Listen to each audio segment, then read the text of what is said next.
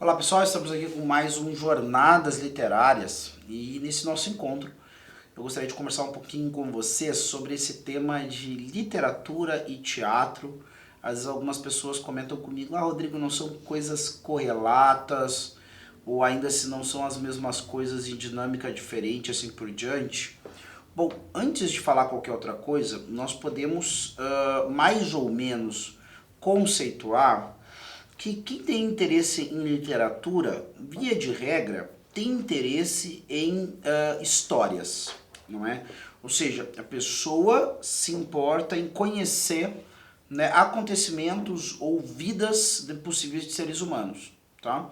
Isso acontece, por isso que o pessoal comenta muito, a gente já falou aqui também, já foi falado aqui também, aliás, que é muito bacana quem lê livro para os seus filhos, ou quem, né, desde pequeno escuta narrativas dos mais diversos tipos, seja por que diverso meio escuta, ou que tem, né, desde já de muito cedo a prática de ter contato com os livros. Eu até já comentei isso também, que faz parte às vezes do passado da pessoa, até num período anterior ao momento em que ela começa propriamente a ler, tá? Então, por que, que a gente comenta, por que, que se comenta isso? Que é bom que se conte histórias desde pequeno, ou que se apresente histórias para criança através do teatro infantil, do teatro de marionetes, assim por diante. Porque isso acaba trazendo para o mundo da criança algo que é universal na maioria dos seres, o que é universal na humanidade, né, como capacidade humana, porém pode atrofiar e por caminhos distintos pode acabar se tornando quase como que uma habilidade atrofiada, que eu não consigo mais acessar, né, que fica de alguma forma atrofiada e assim por diante. Que é esse interesse por histórias, especialmente pelas histórias fictícias, tá? A gente vai olhar uma escalada, eu conheço algumas pessoas que gostam muito da leitura e novamente a gente vai distinguir uma coisa da outra, né? Às vezes algumas pessoas dizem assim, eu gosto de ler, mas eu não gosto de ler literatura. Eu gosto de ler livros sobre artes, eu gosto de ler livros sobre ciências, eu gosto de ler livros sobre política, eu gosto de ler livros sobre filosofia, a literatura não é muito meu negócio, certo? Então, ou seja, às vezes a gente confunde e a gente acha que dá na mesma, o importante é o sujeito ler qualquer coisa, certo? E não importa se ele não está lendo literatura, por exemplo, tá? A gente às vezes confunde a coisa da capacidade do sujeito, né, de imaginar, né, possibilidades que a vida humana pode tomar, da coisa da leitura em si. A leitura em si é uma habilidade, tá? E uma habilidade muito técnica, se a gente vai parar para pensar. O que nós temos que ver é o seguinte, isso claro, e a capacidade de absorção de léxico e assim por diante.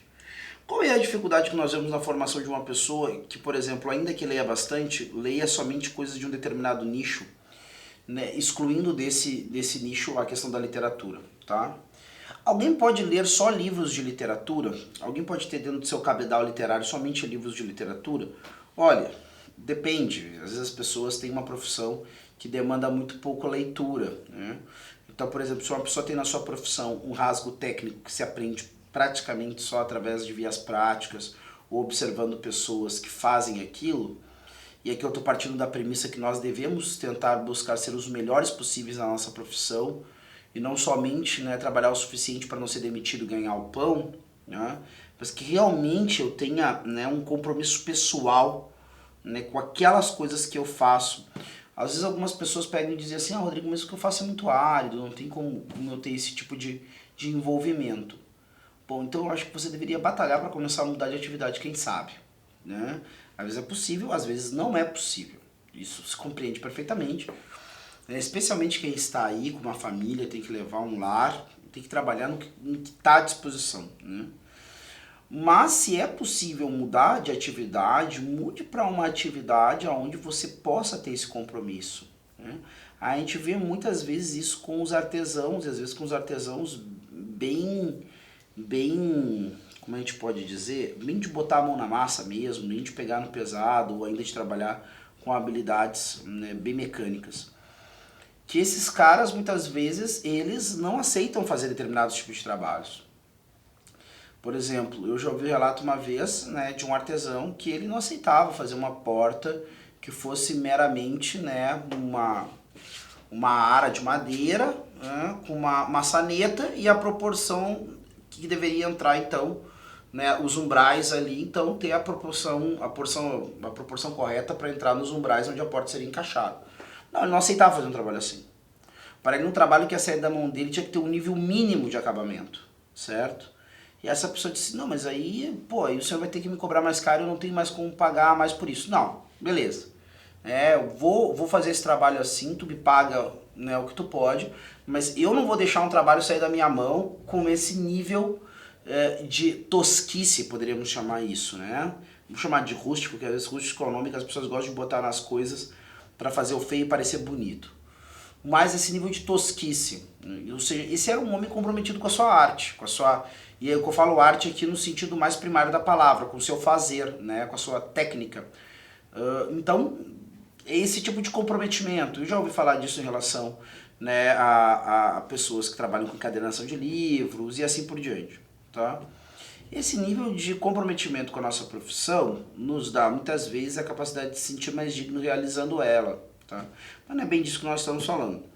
Mas então, se eu não tenho a necessidade técnica, né, ou profissional de leituras, eu poderia sim passar uma vida inteira lendo só literatura, né? E algumas pessoas dizem assim, ai Rodrigo, e as outras coisas? Bom, gente, tem um dado que parece que surge diante do nosso horizonte que é assim, a mera capacitação do sujeito, né, para poder então ter informações acerca do que acontece no mundo, ou mesmo na sociedade, coisas do tipo, aquelas informações técnicas, né, ou por exemplo, informações práticas, elementos da economia, quem é político fulano ou beltrano, o que acontece, né, no parlamento do país e assim por diante. Dependendo do sujeito, né, é sempre bom estar mais ou menos inteirado nessas coisas, mas tem um nível de interação nisso, né, que começa a se tornar uma espécie de curiosidade malsã, a qual o sujeito muito pouco pode agir sobre isso, né? O cidadão comum e lúcido vai perceber por meio de mais ou menos, e eu acho que tenho essa impressão, se a pessoa sabe o que ela está procurando, tá? Ela vai ouvir o discurso de um político, um ou dois no máximo, ele já sabe do que a pessoa é feita, tá? Se ela precisa ouvir muito mais discursos desse mesmo político para discernir esse tipo de coisa, é porque não adianta. Muito provavelmente, tá? Porque as pessoas estão mostrando o tempo todo o que são e ao que vieram. Para quem sabe ver isso, certo? Agora, é fato de que, diferente desses acontecimentos, né, do momento e do presente, o conhecimento literário e ainda o conhecimento histórico são duas linhas de conhecimento que vão dar a capacidade a uma pessoa, mesmo sem formação em ciência política, mesmo sem formação em sociologia, mesmo sem formação em filosofia muitas vezes, vai dar a capacidade, certo, de ela apreender pelas experiências que ela tem, tanto das vidas possíveis de seres humanos que são representadas na ficção, como através das vidas que realmente aconteceram no passado, certo, que ela aprendeu através da história, ela já vai saber muito do que evitar, né, em termos daquilo que se acolhe ou não se acolhe na sua própria personalidade e do que evitar daquilo que está na personalidade dos outros, certo? Então é por isso que eu penso, parece que no fundamento desse campo intelectual está uma forte base literária. Com isso vai concordar Chesterton, por exemplo, e assim por diante. Nós temos uma diversidade de outros intelectuais que vão na mesma linha, né? Não é por nada que Aristóteles vai se deter sobre a questão da arte poética, e assim nós vamos desde lá até o nosso atual momento, diversos autores, né, mais ou menos especializados, falando sobre a importância de você ter um vasto cabedal literário. Não é que o cabedal literário por si só vai lhe dar lucidez acerca do que é a estrutura do real, ou mesmo do que é o certo e o errado, mas é que é em cima disso aí que você vai ruminar a partir, por exemplo, dos padrões morais ou mesmo religiosos que você recebe. A penetração de uma pessoa que tem um amplo cabedal literário é uma, e a que não tem é outra, né, em relação, por exemplo, a aprendizados morais ou religiosos. Tá? Você consegue ilustrar de maneira muito mais ampla um determinado ditame moral através das diversas histórias humanas que você conhece de pessoas que não seguiram esse ditame moral, ou das que seguiram, mas geralmente a gente consegue enxergar com mais clareza fazendo essa oposição. O que aconteceu com todo mundo que decidiu transformar o roubo num projeto de vida? O que aconteceu com todo mundo que decidiu transformar o assassinato num projeto de vida? O que aconteceu com todo mundo que decidiu transformar a luxúria num projeto de vida? Né? Aí você vai percebendo, tanto pelos exemplos que a literatura como a história te dá, que as pessoas muito provavelmente não tiveram um fim bom. Isso ajuda a prevenir o seu senso moral. Né? Mas isso fica muito vivo na cabeça de alguém que conhece vidas que não viveram aquilo que deveriam. E aquele que não conhece isso, mesmo que eu explique para a razão dele, e ele entenda racionalmente, mesmo que eu previna, mesmo ainda que muitas vezes eu coloque no horizonte dele o perigo de uma punição muito severa ou até mesmo a morte, se ele não tem essas diversas imagens de vidas históricas e fictícias na sua imaginação, muito provavelmente o peso que vai ter sobre ele, né, dessa prevenção ou desse mandamento vai ser menor. Tá? Então não é por nada que certos códices literários ou religiosos ou certas histórias de dentro da própria Sagrada Escritura são apresentadas, né, de maneira mais corrente para um determinado tipo de público do que outras. Tem histórias que todo mundo sabe da Bíblia e tem histórias que ninguém conhece, que ninguém nunca ouviu falar. Se eu falar para as pessoas que não são completamente ignorantes, certo, sobre Davi e Golias, a maioria das pessoas vai saber do que eu estou falando. O Adão e Eva, a maioria das pessoas vai saber do que eu estou falando.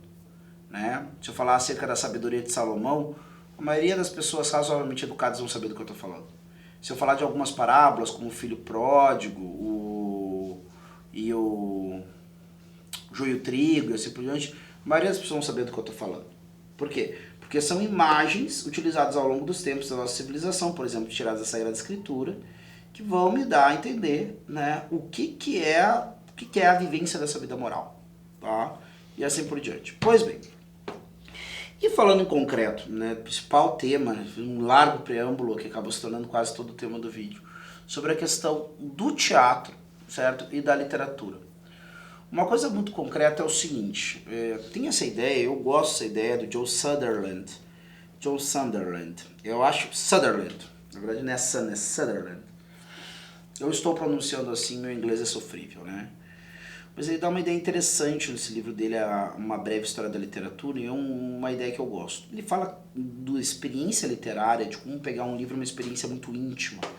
Eu comentava com alguém que às vezes eu considero, né, que dependendo da relação que a pessoa tem com uma história, ou o quanto uma história revela, né, rasgos da personalidade, dos sonhos e dos medos de alguém, e às vezes eu penso que talvez algumas pessoas não se sintam muito confortáveis, né, em que todos saibam quais são seus livros prediletos. Eu usava até quando eu conversava com alguém sobre isso a expressão, olha, acho que algumas pessoas às vezes preferem ser pegas nuas do que com o seu livro predileto. Mas eu sei que isso é um óbvio exagero. Né? A avassaladora maioria dos seres humanos sãos, né, ainda vai preferir, por mais constrangedor em algum sentido que seja, né, que os outros saibam quais são as suas obras ou a sua obra literária predileta, do que você pegar nua. Mas, ainda assim, é algo que pode revelar muito sobre alguém. Né? Não é impossível dizer alguma coisa de que nós podemos conhecer muito do que é uma pessoa pelos livros que ela ama, né? Ou pelos livros que ela recorre muitas vezes para usar pontos desse livro como referência e assim por diante, certo? É claro que o nosso juízo acerca da personalidade dessa pessoa a partir dessas obras pode ser muito equivocado também, mas causa uma impressão muito grande, né? Então, e a experiência literária é uma experiência muito íntima, porque, né, o livro ele me dá uma posse quase que absoluta sobre o que é narrado. Né? Quando eu estou assistindo um filme ou vendo uma peça de teatro, como é o caso especificamente da nossa comparação de agora, via de regra, né, eu não tenho liberdade sobre como as coisas vão acontecer. No caso de um filme hoje em dia, né, por causa das tecnologias, nós podemos então parar, travar, pausar. Antigamente, quando nós víamos algo na televisão, nós não tínhamos essa liberdade, mas até hoje na TV eu posso gravar, né, alguma atração, inclusive um filme que está passando ali.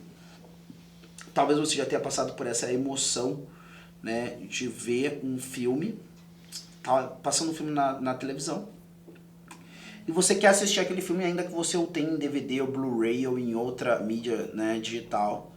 Então você pode, a qualquer momento que seja oportuno para você, colocar esse vídeo, esse filme para rodar no seu computador, laptop, televisão e assim por diante. Né? E mesmo assim você sente que você não pode perder a oportunidade de vê-lo na televisão.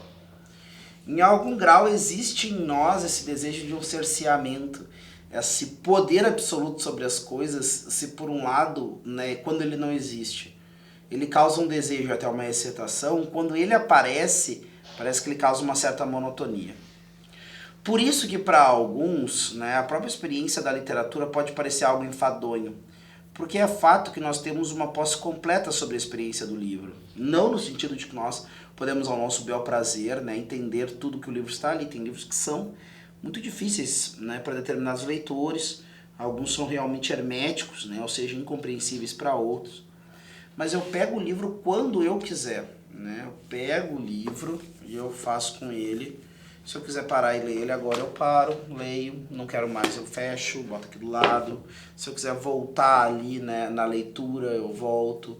Se eu achar que eu não estou entendendo, quiser voltar para o primeiro capítulo, eu volto e assim por diante. Eu posso anotar no livro, eu posso fazer notas no livro, eu posso fazer notas em outro lugar por causa do livro, eu posso fazer referência, eu posso grifar o livro, eu posso colocar ali aquelas marcadorzinhos, né? Tem algumas pessoas que fazem isso nas suas leituras, vão marcando todo o livro assim por diante. Ou seja, é o meu reino completo, né? E é o meu local sozinho, eu posso desenhar no livro, fazer o que eu quiser. Quando eu estou na experiência do teatro, e é interessante porque nós entramos numa outra dinâmica, e aí talvez nós vamos falar, e o teatro ele tem uma solenidade por causa disso, e eu não vou mentir para vocês, eu não sou um homem de teatro, eu fui em pouquíssimas peças ao longo da minha vida, me amei com o projeto, depois que eu me dei conta disso, em algum grau uma reflexão que o Sutherland levanta, eu vi o quanto realmente, né, você fica um pouco capenga nessa sua busca de formação humana através da literatura, se você não coloca o teatro na sua vida. E não precisamos ir muito longe se nós pararmos para pensar que na sequência da poética clássica, como Ilíada e Odisseia, nós temos, né, as grandes tragédias, né, do teatro grego, né, desde Édipo Rei, passando por os persas e outras coisas, né, de Ésquilo, de Sófocles, de Aristófanes e tantas outras figuras que passaram ao longo, né, do teatro Xenofonte, assim por diante. A gente vai ter uma série de figuras e peças, né, que vão passando ao longo, né, da nossa formação clássica, que nós temos que passar por elas, e aprendemos das tragédias, né, e também das comédias, né, tantas coisas acerca do que é a natureza humana, né, até onde o homem pode ascender, até onde ele pode cair, e assim por diante. Essa experiência é uma experiência que nós não temos como a ter de maneira plena, senão dentro de um molde comunitário, né? E nisso Sutherland levanta uma coisa que eu achei interessante, que o teatro ele é em algum grau uma assembleia literária, né? Ou seja, ele é como se nós tivéssemos literatura em grupo. Eu não posso fazer o que eu quero. Eu dependo dos artistas, eu dependo das pessoas que estão à minha volta, eu dependo que elas colaborem fazendo silêncio, eu dependo que elas colaborem quebrando o silêncio nos momentos certos, rindo quando é para rir, batendo palma quando é para bater, chorando quando é para chorar. E essa catarse de participar desse encontro, né, com os demais que são feridos por aquela história como eu e também curados por aquela história como eu, faz parte dessa experiência integral de conhecer aquela vida possível, né? Ou seja, de alguma forma, e isso também complica algumas coisas que nós queremos reduzir pela experiência literária, porque às vezes nós queremos transformar uma peça de teatro, né, colocá-lo nos moldes de uma experiência literária. Por exemplo, um exemplo simples que a gente faz com isso direto é com Shakespeare. Né? A avassaladora maioria das pessoas que conhece a obra de Shakespeare por completo são pessoas que provavelmente nunca tiveram a dita de assistirem todas as peças de Shakespeare, né? Ou seja, de ver encenações de todas as peças de Shakespeare.